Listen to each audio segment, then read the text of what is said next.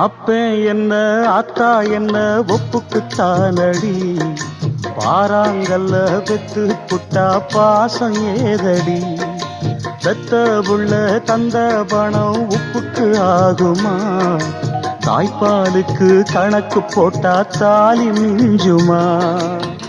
வாயக்கட்டி வளர்த்த புள்ள மல்லு கட்டி நிக்குதடி, வாங்கி தந்த காசுக்கெல்லாம் வட்டி கட்ட சொல்லுதடி.